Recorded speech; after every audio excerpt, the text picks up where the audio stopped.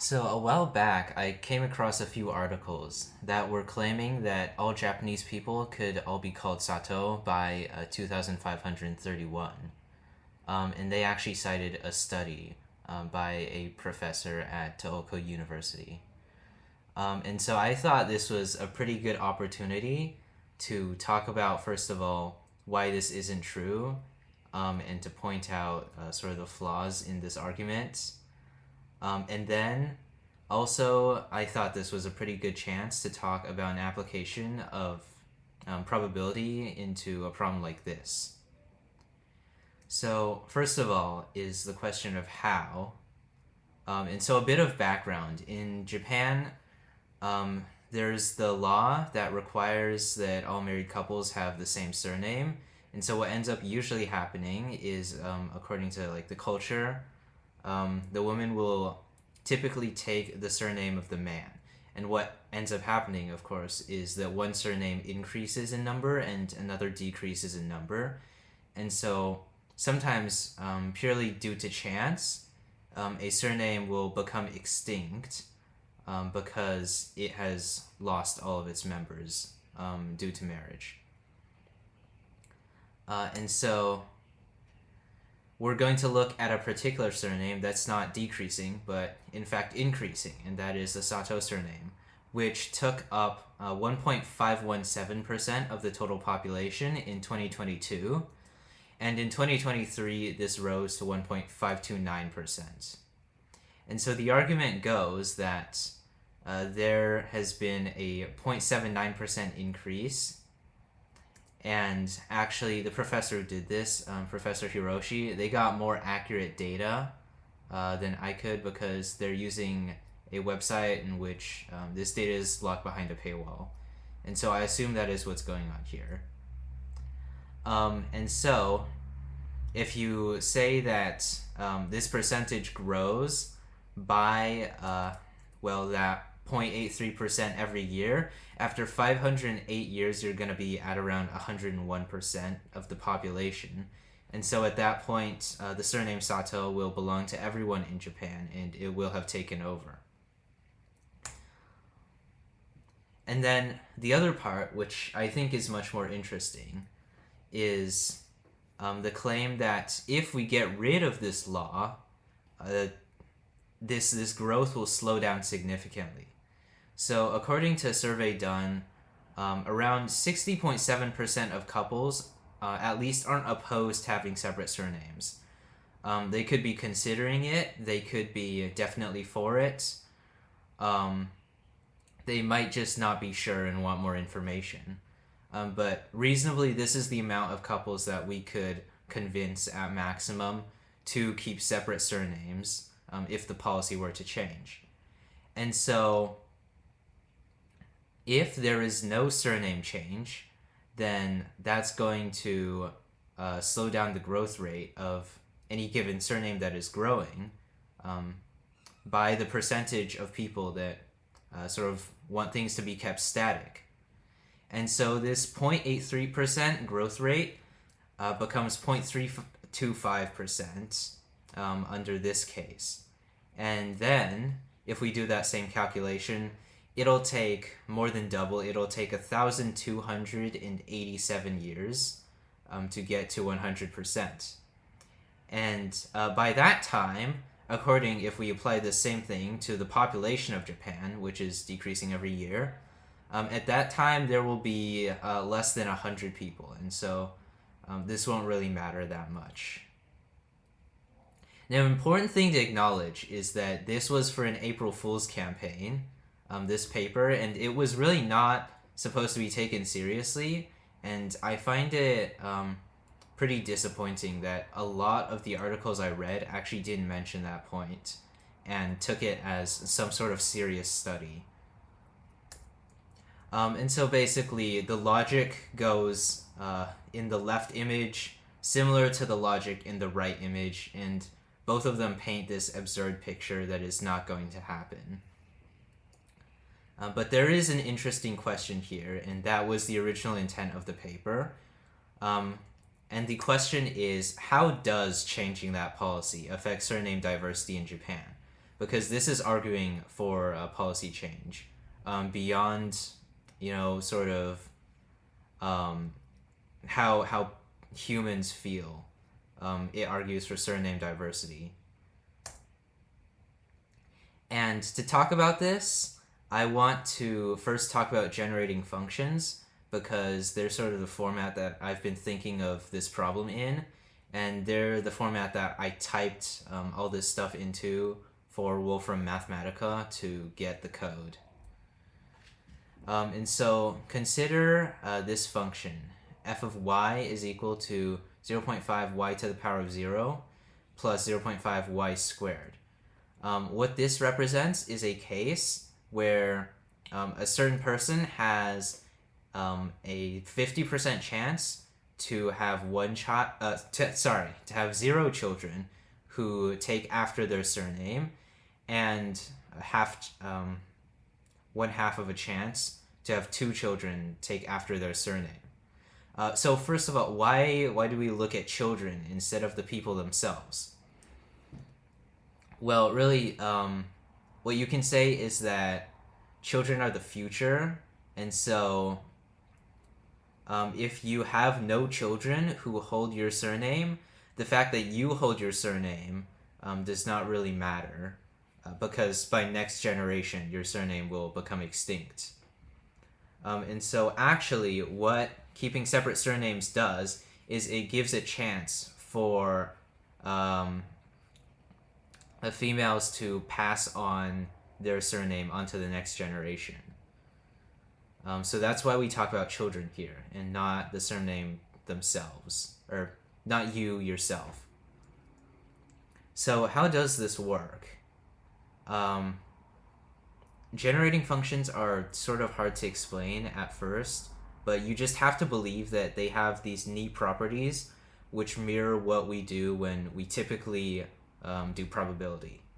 So we will get to that by talking about multiplication to model multiple people. So we have 0.5 y to the power of 0, so 0.5 chance that there's going to be 0 people who take after your surname, and 0.5 chance that you're going to have 2 people who take after your surname. And so what about, say, there are 2 people who hold a surname, and each of them have this same chance to pass on their surname? What we do is we can take 2 of these functions, and each function represents a person, and we multiply them with each other. And it turns out that this is the same thing as calculating all the cases for 0 people who take the surname next generation, 2 people, 4 people. And we can look at this. So the first case, what's the chance that there's going to be 0 people who take after this surname? Well, both people have a 0.5 chance to pass on their surname to 0 people. And so 0.5 times 0.5 is going to be 0.25, which we can see here. And so the multiplying the functions perfectly models what we want for that case. Now, what about this middle case? Well, there's actually 2 possibilities here. The first possibility is that the first person gets 2 people and the second person gets 0. And if we multiply them together, you can see that's a 0.25 chance. Second case is the same, except the order is reversed. And when you combine like terms, you get a 0.5 chance for 2 people, which is exactly what we'd get if we just logic it out normally. At this point, you might be starting to notice a pattern. Basically, because the coefficients get multiplied with each other and the powers get added to each other, which is how we usually calculate probabilities of like the same event happening a bunch of times. That means that this function perfectly models how probability is usually calculated. And because we can convert into functions, this actually has a whole bunch of neat properties. For example, we can put imaginary numbers in and only filter some of the cases. And this is talked about very beautifully in 3 Blue 1 Brown's video on Olympiad level counting. And I highly recommend you check that out. But for our purposes, this is just so that it's easier to type into Wolfram. And the final case is pretty similar. I'm just going to skip over it. So the next thing we can do is model multiple generations. And for this, we're going to sort of replace each y with the function of it. So how does this work? Well, if you have half a chance to have 0 descendants with your surname and half a chance to pass on 2 people with your surname, what happens in the next generation? Well, there's a 0.5 chance that you've just ended your surname, and there is a 0.5 chance for those people to then do whatever they do and have certain chances to have 0 people with their surname, 2 people, or 4 people, right? Because you have 2 people here. And then you can work this out as well.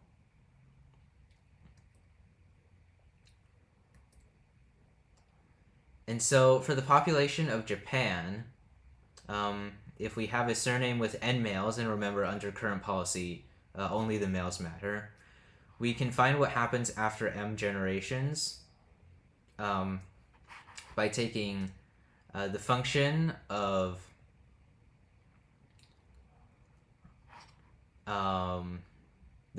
this, and then inside here should be 1. If to the power of n, or sorry, not 1, just sort of take the function of x, and then we apply the function m times, so f is applied m times. Next, I want to go over some assumptions because we're going to go into our actual model here. The chance for either a girl or a boy to be born is the same. In reality, it's slightly different. It's something like 104 to 100. Our second assumption is that no surname is going to be inherently better at reproducing or spreading their surname. Our third assumption is that the birth distribution of Japan is as follows. 25% of women have no child, 35% of women have 1 child, 25% have 2, and 15% have 3. And these are pretty relaxed assumptions. This is not actually true. Unfortunately, I wasn't able to get very accurate birth distributions. But what we really want this model to demonstrate is just the concept behind it. And also, this ends up being pretty realistic. It's obviously not going to be perfect, but it should work. And then our last assumption, which is probably the most powerful one we're making, is that if a couple chooses to have separate surnames, then their children have an equal chance to take either surname. In reality, I highly doubt this, and I think the culture will probably continue, and the children will probably take after the surname of the father. But here we're looking at basically the best case scenario. Then we can calculate the rates to get the actual function, which represents a male in the current Japanese society. And we can do this through casework. You can look through all of this. Basically, we multiply the chance that there are 0, 1, 2, or 3 males with the chance that all of those children turn out to not be male, or 1 child turns out to be male, or 2 children. So this is the chance that we have 0 children, in which case we automatically will have 0 males. The chance for 1 child, and there's a 50-50 whether it's 1 male or 0 males. For 2 children, it's going to be a 25-50-25 chance for 0, 1, and 2. and same thing for 3. It's the same sort of logic, not the same sort of numbers, obviously. And then these are the chances that none of the children are male. 1 is for 0 children, 0.5 is for 1 child, 0.25 is for 2 children, and 0.125 is for 3 children. Same things over here. And so these numbers pop out, and we can put them into our equation. And so instead of 0.5y plus 0.5y squared, we have this function to actually represent our best guess of what male reproduction looks like. And so we can apply our model to this. These slides are basically just saying that. This goes through the process of replacing. And so we can model the survival chance of a given male after n generations by looking at 1 minus c, where c is the constant of the polynomial after n substitutions. Because what c is c is basically c times x to the power of 0. And so we c is the coefficient that goes before x to the power of 0, which represents the chance that there will be 0 males. And 0 males means that the surname is extinct. Now, the problem with this is that a surname with k people might have 400 males or 600 males or 3 males, and we really don't know. And so what we want to say is, well, what happens in each of those cases? And this is where a bit of neat math comes in, I think. So given that there are j males in a population, if the extinction rate for 1 male is p, then we can just take p to the power of j, because in order for the surname to be extinct, then all of the males need to have left no children with their surname. So that works out pretty nicely. And then the chance for there to be j males in a population of size k is going to be k choose j over 2 to the power of k, because there are a total of 2 to the power of k ways for there to be males and females in the population, and there are a total of k choose j amount of ways to have j males in the population. And then what we can note is that this is the expansion of p plus 1 over 2 to the power of k. And this is the average survival chance for a surname with k people under current policy. Now we can go and look at the harder question, which is going to be the population under changed policy. We can represent a male with y and a female with x, and these two are distinct. So if for example, if person A has a 0.5 chance to produce 1 male and person B has a 0.25 chance to produce 1 female, there's a 0.125 chance to produce a male and a female.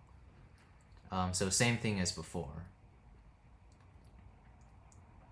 And then,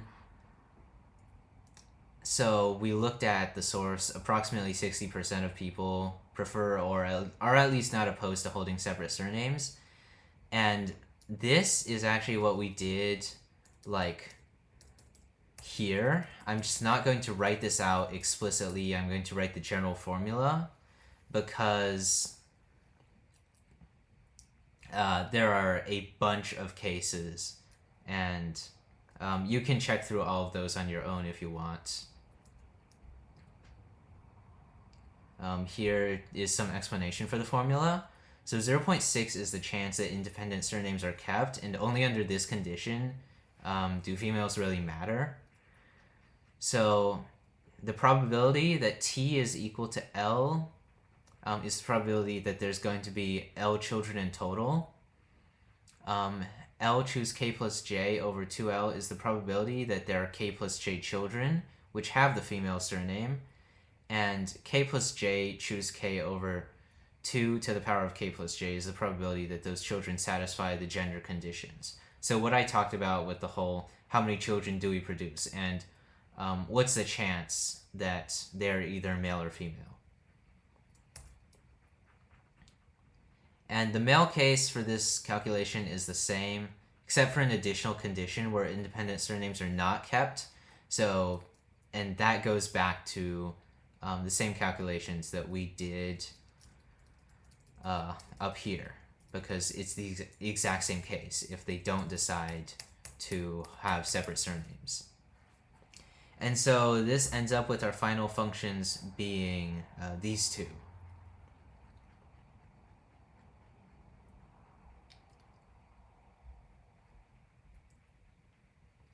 Now, accounting for size is also much of the same thing, except now we also want to account for females. So we have a population of size k with the chance there are j males, and then there will be k minus j females, multiplied by the probability of extinction for a male, and the probability of extinction for a female times the number of males and times the number of females respectively. And then we can plug this in and let computers help us. It was like 5 lines of code in Wolfram Mathematica. Pretty neat, because we got to use this whole generating function thing. I'm not sure how I would have coded this without being pretty tedious in some other way, like using random number generators or something. So to sum up, we can find generating polynomials that represent the chance an individual leaves 0, 1, 2, or 3 people, male or female, that share their surname. And in the current policy case, we only considered males. In the change policy case, we assumed that 40% of couples act like current policy and 60% choose to have independent surnames. And we can run this model for 18 generations. We're assuming that's roughly 500 years. And then scale up to find the probability of surname extinction for surnames of different sizes after 18 generations. And these are the results. So on the first generation, for a single person, the chance of death is already pretty high, which is pretty expected.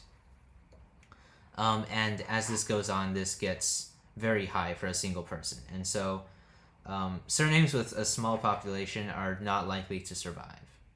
And under change policy, this changes. Males have a surname with one male has a significantly less chance of becoming extinct, while the chance for females is higher. And so there are some graphs here. I just graphed these in Desmos. And this is the percent chance of survival after 18 generations. So it is going to be very small for small populations, and it nears 100 past something like 50,000. And so we can see that under change policy, the curve starts to rise significantly earlier than under change policy, that curve rises higher than under current policy, or it starts to rise earlier. And we can also look at this a different way, which is the percent increase in the amount that survives after 18 generations. And so for small populations, this percent increase is pretty large, and for large populations, it nears 0, because they're all going to survive anyways. And so it caps out around 60%, I like to say. And accounting for other factors. So this model isn't perfect, but I hope it shows you perhaps a more convincing example of how policy change might affect surname diversity past the entertaining one given by Professor Hiroshi. So some other factors that might happen are going to be, for example, surnames are not going to be all identical. Some surnames are going to be in a different like region. And then there's also the linguistic roots of surnames, and that's going to influence them a bunch. And so surnames are not equal to each other.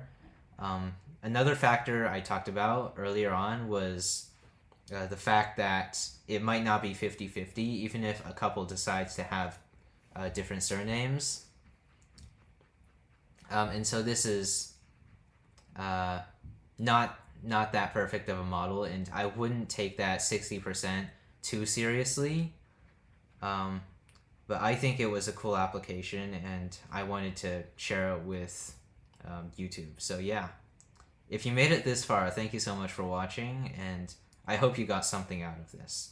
Bye.